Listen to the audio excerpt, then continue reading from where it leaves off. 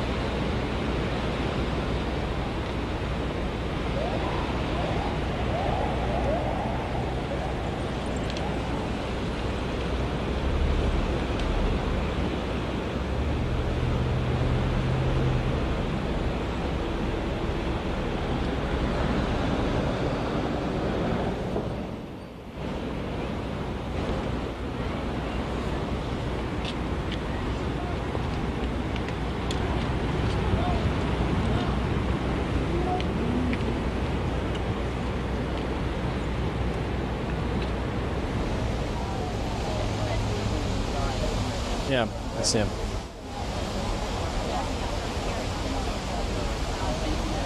Of course, we're watching the motorcade as it's beginning to arrive here at the Ford Presidential Museum. Officers on motorcycles coming in here to the main driveway first.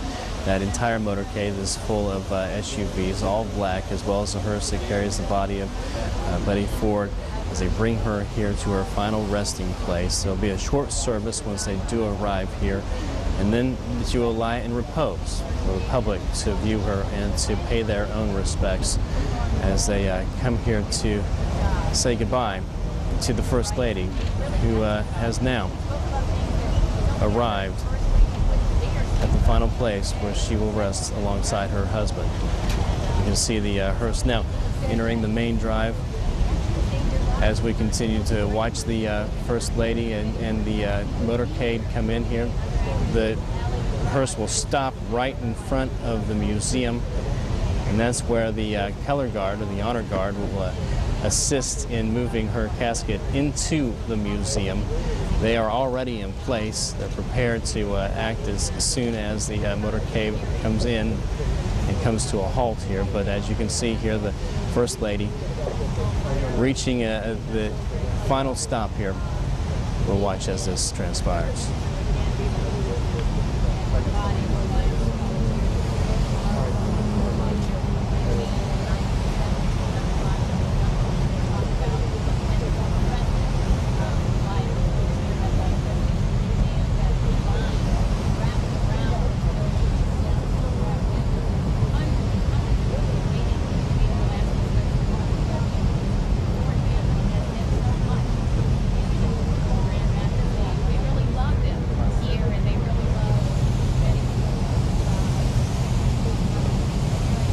A perfectly planned event has gone off flawlessly. Our First Lady has arrived at the Ford Presidential Museum.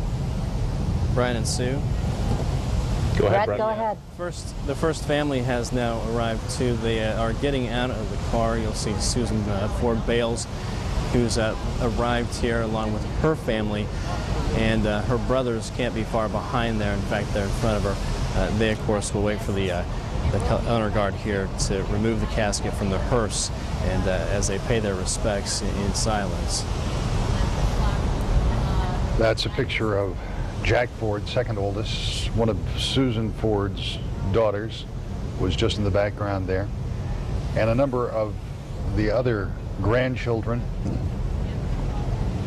Governor Rick Snyder and his wife, Sue, who met the Ford family at the airport, as you pointed out, Brian, one of his first major state events, although it has been an extraordinarily busy 6 months for this new governor, but this is certainly one of those one-time events that will mark his time in the governor's office, something he will not forget.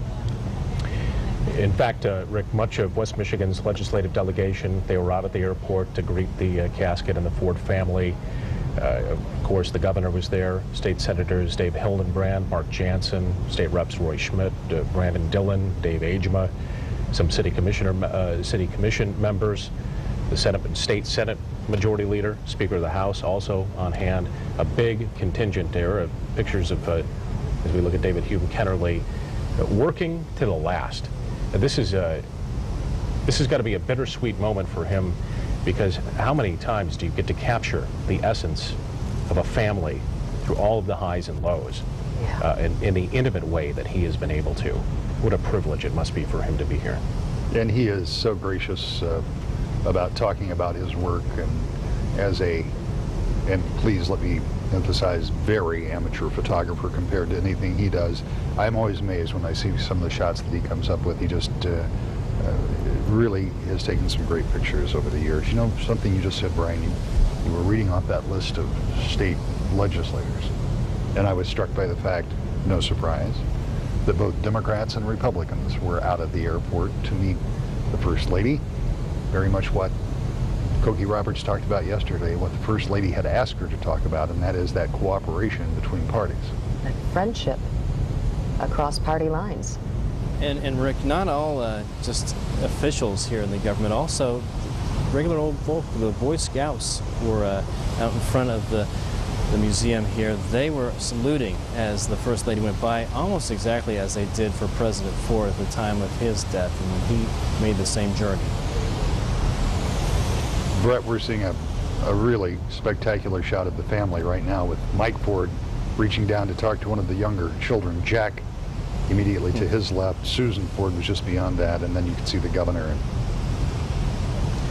young children, too. Very young children that made this long journey. You certainly have to be just exhausted by now.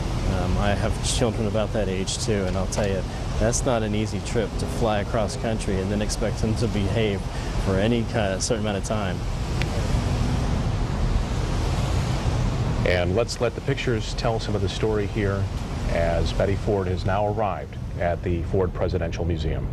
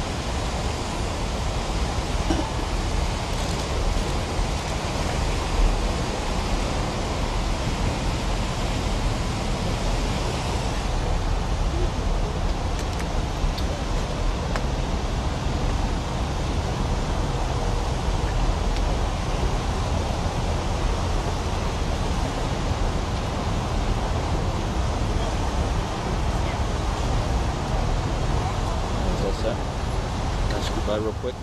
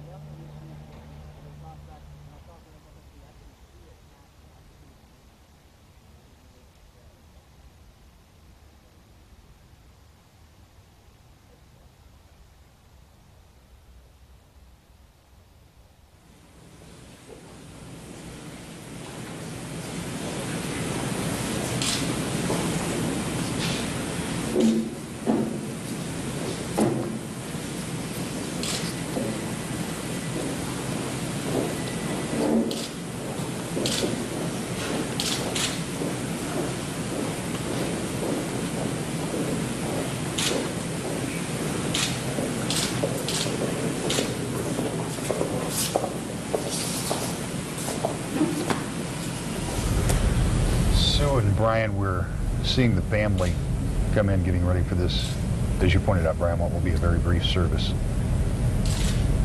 It is about to begin. Governor Rick Snyder will make comments on behalf of the people of the state of Michigan. We saw a small crowd, an invited guest. And some simply astonishing pictures, not lost on any of us here in studio watching the family file past that newly installed statue of their father, grandfather, and great-grandfather, many taking time to take a look at that, and in front of them, the casket carrying the body of Betty Ford, now placed inside the museum upon the funeral bier. And so you get an idea. There were flowers that had traveled with Mrs. Ford from California onto the airplane in the hearse back to the museum. Now at the museum during this ceremony, a new set of flowers, new spray will be put on, other wreaths will be presented from the family, from the children, from the grandchildren. So that's all part of this ceremony that will take place, is taking place in just a matter of moments. And finally, when this is over, the public part of this will all begin. And quickly, and I know we want to move along, but that statue and the placement of that statue was, to no one's surprise, at the request, some might suggest insistence, of Mrs. Ford. She so loved that statue, and she wanted not just the one in Washington, but she wanted people in Grand Rapids who might not be able to travel to the nation's capital to be able to see that statue, and she wanted it there. The same one. That's right. Yeah.